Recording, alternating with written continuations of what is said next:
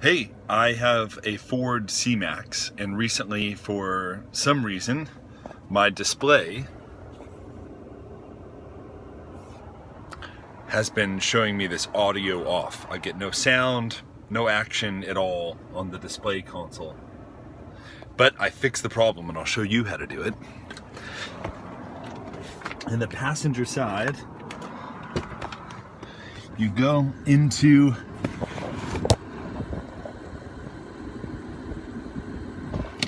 the breakers and you pull out breaker number 69 and 79. Once the breakers are out, make sure the car's off, by the way, when you do this.